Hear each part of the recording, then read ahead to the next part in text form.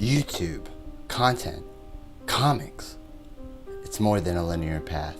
It's a prism of endless possibilities. I am Josh Onimus, and I am your guide for this brief look at comic book history.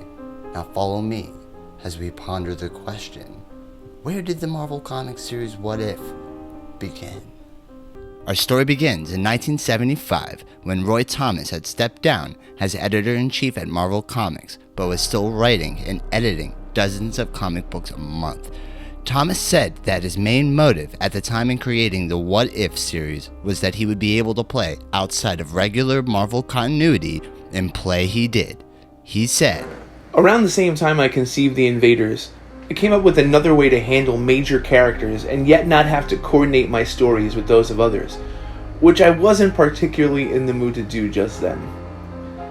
With What If, I would have a different cast, even a different artist virtually every issue, and regular Marvel continuity wouldn't be affected." Our story begins with Atu, the Watcher, explaining to the readers that there exist many realities.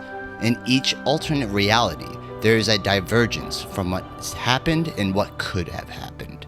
The Watcher focuses on an alternate reality in which Spider-Man attempts to join the Fantastic Four as a solution to his money problems. Originally, Spider-Man is turned down by the group, but in this alternate reality, they allow Spider-Man to join, causing the birth of the Fantastic Five.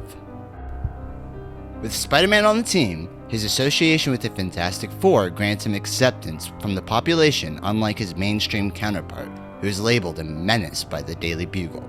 The Fantastic Five take on a number of villains, including the Vulture and the Red Ghost and his Super Apes. While Mr. Fantastic, Thing, Human Torch, and Spider-Man go on these adventures, the Invisible Girl often stays behind to monitor things from base. Sue is eventually seduced into meeting Namor, the Submariner, who is under the control of the Puppet Master, to get revenge on the Fantastic Five. After freeing Sue and Namor from the Puppet Master's control, Sue decides that she loves Namor and wants to stay in his kingdom with him, and after months of neglect from the team, thanks to Spider-Man's inclusion in the group. Accepting her request, Namor conditions her body so that she can breathe underwater, a process that apparently is permanent, and the remainder of her former comrades leave in defeat, Spider-Man regretting to have joined the group. Now there's a rich history of alternative ideas that Marvel has published in the ensuing decades, and has continued to endure in the form of the recent 2021 Disney Plus television show. It's often credited as the beginning of the multiverse concept that seems to be the basis for Marvel's Phase 4. Well, anyways, my fellow comic fans, that is why it is my pick. And well, it's been a comic book minute. Like, share, and comment, and subscribe, folks. And as usual, we'll see you on the next one.